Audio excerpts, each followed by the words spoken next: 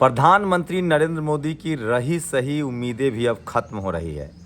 आज supreme court से जिस तरह से अरविंद केजरीवाल को जमानत मिल गई है 1 जून तक, मतलब कि वो लास्ट तक चुनाव प्रचार कर पाएंगे। सबसे बड़ा जो स्टेक है दिल्ली, 7 सीटें वहाँ से अरविंद केजरीवाल दिल्ली में सत्ता में, इसका मतलब है कि दिल्ली में तो बीजेपी का खेल होता हुआ दिख रहा है। लेकिन सवाल है कि पूरे देश में क्या हो रहा है और कहाँ मामला फंस रहा है। मैं आपको फिर बता दूं, 2024 का चुनाव पूरी तरह से फंस गया और पूरे देश में बैकवर्ड बनाम सवर्ण का चुनाव है। आप माने या न माने, मैं एक पत्रकार के तौर पे कह रहा हूं, मैं भले वैशाली से लोकसभा चुनाव लड़ रहा हूं, लेकिन हकीकत यह है कि पूरे देश में जो बैकवर्ड हैं, दलित हैं, मुस्लिम हैं, गरीब हैं, अल्पसंख्यक हैं, वो प्रधानमंत्री नरेंद्र मोदी को देखना नहीं चाहते हैं, उनका नाम नहीं लेना चाहते हैं। एक साथ पोलराइजेशन है, आप समझिए। पूरे के पूरे देश में दलित, पिछड़े, बैकवर्ड, मुसलमान, किसान, गरीब जो हैं वो बीजेपी के खिलाफ है।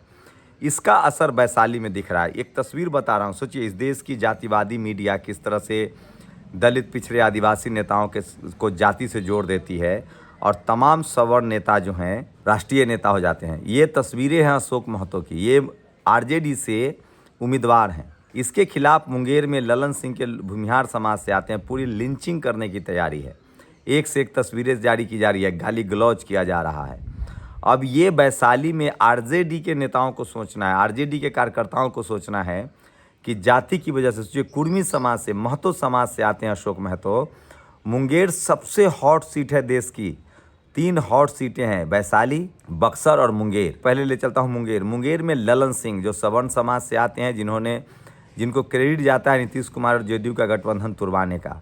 जेडीयू को पूरी तरह से सवर्ण समाज ने कब्जा कर लिया है। आरजेडी को पूरी तरह से संजय और मनोज झा चला रहे हैं। नीतीश कुमार पूरी तरह से कब्जे में, और ये बात बिहार की जनता समझ रही है। और सोचिए मुंगेर में किस तरह से वहाँ के लोगों ने अशोक महतो को चुनना तय किया है। दलित, पिछड़ा, कुर्मी समाज के हैं, पूरा कुर्मी समाज अशोक महतो को वोट दे रहा है, ये सच्चाई है। तो ललन सिंह की कम्युनिटी जो है, अनंत सिंह को पैरोल पे लाया गया है और इसको लेकर नीतीश जी से लोग खफा हैं। अब अशोक महतो को कुर्मी समाज ने अपना नेता मान लिया है। उसके बाद आपको दूसरी सीट पर लेके चलते हैं। दूसरी जो हॉट सीट है बक्सर। बक्सर में आरजेडी ने सवर्ण कैंडिडेट दिया है, राजपूत समाज से हैं, जगदानंद सिंह के बेटे हैं। वहाँ भी काफ़ी गुस्सा है, नाराज़गी है लोगों में।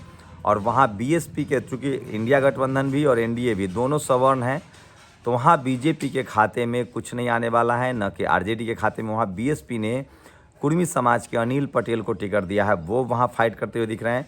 और वही स्थिति वैशाली में है। वैशाली में जिस तरह से 75 साल से यहाँ तो बैकवर्ड को मौका ही नहीं मिला है, दलित, पिछड़े, किसान, अल्पसंख्यक, मुसलमानों को मौका ही नहीं मिला है, इसलिए वैशाली में बैकवर्ड का नारा चल रहा है, वैशाली में बहुजन का नारा चल रहा है, जैसे पूरे देश में गैर सवर्ण वर्सेस सवर्ण का मामला चल रहा है। तो वैशाली भी हॉट सीट। और सोचिए वैशाली के लोगों को सोचना चाहिए, वैशाली में आरजेडी के कार्यकर्ता आप किस मुंह से मुन्ना शुक्ला को वोट देंगे, जबकि उनके कैंडिडेट जो कुर्मी समाज से अशोक महतो को घेरा जा रहा है।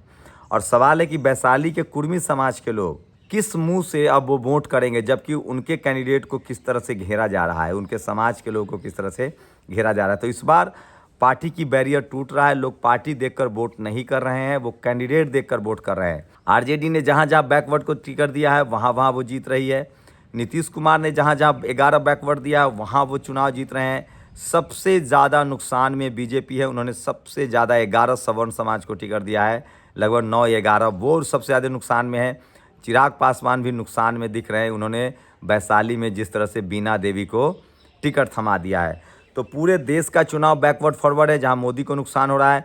आप यूपी में देख लीजिए किस तरह से बैकवर्ड समाज के लोग, दलित समाज के लोग बैकवर्ड दलों को वोट दे रहे हैं, वही खेल वैशाली में चल रहा है। तो पूरे देश में बैकवर्ड फॉरवर्ड का चुनाव है। और सोचिए इस देश में सवर्ण समाज पूरी तरह से एकजुट है बीजेपी के साथ। वैशाली में बीजेपी के कैंडिडेट हैं बीना देवी जो राजपूत समाज से हैं, आरजेडी के कैंडिडेट है मुन्ना शुक्ला। एक भी वोट मुन्ना शुक्ला को भूमिहार समाज के लोग नहीं दे रहे हैं, वो सब बीना देवी को दे रहे हैं। उनको लगता है कि वो सवर्ण है और उनका चुनाव जीतना ज़्यादा ज़रूरी है। तो इस तरह के हालात हैं। तो वैशाली के जो बैकवर्ड समाज है उनको सोचना है कि क्या हो रहा है उनके साथ मुंगेर में, कुर्मी समाज को सोचना है कि उनके साथ मुंगेर में क्या हो रहा है। तो पूरा चुनाव बैकवर्ड फॉरवर्ड का है और वैशाली में तो पूरी तरह से बैकवर्ड फॉरवर्ड है। और 75 साल से जिस तरह से रिप्रेजेंटेशन नहीं मिला है, तो वैशाली का चुनाव है। मैंने लगातार कांटी से चुनाव दौड़ रहा हूँ, लोगों से मिल रहा हूँ अब तक घर घर में मेरी चर्चे हैं, मेरे चुनाव चिन्ह के चर्चे हैं। और हम लोगों ने तय किया है कि 11 से कांटी विधानसभा से हम लोग चुनाव प्रचार की शुरुआत कर रहे हैं।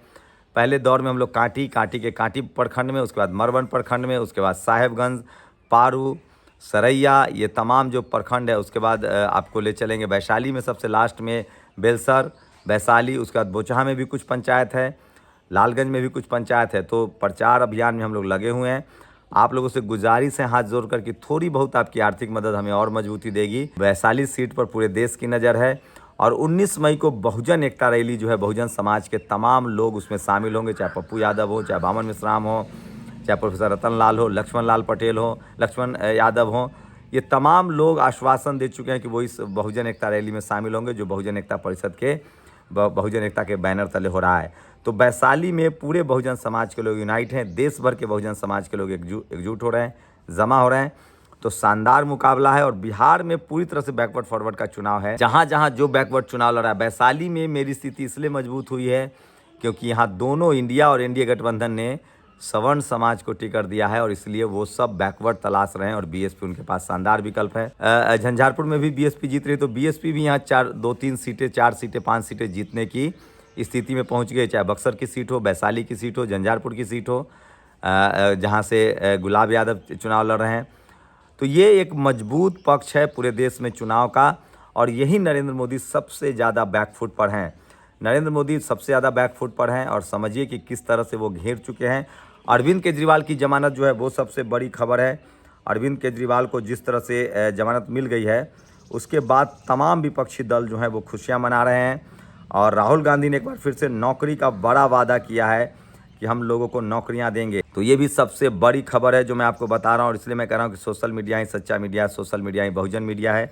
सबसे बड़ी खबर है। सोचिए, ये तस्वीरें देखिए, ये अशोक महतो हैं जो सोशल लीडर थे, पॉलिटिकल लीडर नहीं थे, वो सोशल सामाजिक आंदोलन चलाते थे। किस तरह से उनको ह्यूमिलिएट किया गया, जूते की माला पहनाया गया, उसको अब टिकट मिला है, वो चुनाव लड़ रहे हैं और पूरा सवर्ण समाज अशोक महतो के खिलाफ है। और संदेश खाली की पीड़िता बोली, हमारे साथ दुष्कर्म नहीं, झूठी शिकायत है। किस तरह से बीजेपी ने ममता बनर्जी के खिलाफ षड्यंत्र रचा था, वो भी अब पर्दाफाश हो गया, वो शिकायतें झूठी थी। 4 जून को इंडिया की सरकार बनने जा रही है। 15 अगस्त तक हम 30 लाख लोगों को नौकरी देंगे। राहुल गांधी ने वादा किया है, ये सबसे बड़ी खबर है और इस वादे पर हम लोग की नज़र रहेगी, कोई पलट नहीं सकता है वादा करके। और सुप्रीम कोर्ट ने अरविंद केजरीवाल को 1 जून तक के लिए जमानत दे दी है, जिससे खुशी की लहर है। विपक्षी दल जो है खुश है और ये भी सबसे बड़ी खबर है जो सोशल मीडिया पर आज वायरल है। और सोचिए, इस देश में श्याम रंगीला, हम जैसे लोगों से लोग कितना डरते हैं। मैं यूट्यूबर हूँ, श्याम रंगीला कॉमेडियन है। श्याम रंगीला ने एक ट्वीट किया कि बनारस में उनको निर्दलीय चुनाव लड़ने के लिए फॉर्म नहीं दिया जा रहा है। पहले 25,000 रुपये जमा कराने होते हैं, फॉर्म मिल जाता है, उसके बाद नामांकन के समय आपको सारे डॉक्यूमेंट्स देने हैं। जबकि उनसे कहा जा रहा है कि आप 10 प्रस्तावकों का पहले से आधार कार्ड और सिग्नेचर लाइए, तब हम आपको फॉर्म देंगे। ये बिल्कुल फरेब है, झूठ है। तो इस तरह से प्रधानमंत्री नरेंद्र मोदी एक कलाकार से इस तरह से डरे हुए हैं, तो आप अंदाज़ा लगा सकते हैं कि 400 पार की हकीकत क्या है। तो 400 पार बिल्कुल सच्चाई नहीं है। 400 पार की हकीकत पूरी तरह से खुल चुकी है। और मैं फिर कह रहा हूँ कि पूरे देश में सवर्ण बनाम गैर सवर्ण की लड़ाई है। जहाँ सवर्ण समाज के लोग एकजुट हैं, वहीं बहुजन समाज के लोग लगातार बीजेपी के खिलाफ वोट डाल रहे हैं। और बिहार, यूपी में तो जहाँ जहाँ सवर्ण लड़ रहा है, वहाँ वहाँ उनकी हार होती दिख रही है। तो ये सबसे बड़ी खबर है। अरविंद केजरीवाल की गिरफ्तारी ने विपक्षी दलों को और मजबूत कर दिया है। और मैं फिर कह रहा हूँ, जो जहाँ मजबूती से लड़ रहा है वो बीजेपी को शिकस्त देता आ रहा है। बिहार, यूपी, झारखंड में लगभग यही स्थिति है। तमाम बैकवर्ड दलित जो हैं वो जानबूझकर बीजेपी को हरा रहे हैं। बीजेपी के साथ सिर्फ सवर्ण समाज बच गया है। लेकिन ये भी देखिए, जहाँ जहाँ विपक्षी दलों ने भी फॉरवर्ड को टिकट दिया, वहाँ भी विपक्ष जो बहुजन समाज के लोग हैं वो उनसे परहेज कर रहे हैं। जैसे वैशाली सीट ही हैं, वहाँ मुन्ना शुक्ला, क्योंकि डर है उन लोगों को कि कल नरेंद्र मोदी को 20, 25, 50 सीटों की कमी आएगी, तो जिस तरह से सवर्ण समाज के नेता बीजेपी में जाते हैं वो उसमें शामिल हो जाएंगे। तो पूरे देश में बैकवर्ड फॉरवर्ड की राजनीति है। आप लोग अपनी प्रतिक्रिया जरूर दीजिए। शुक्रिया।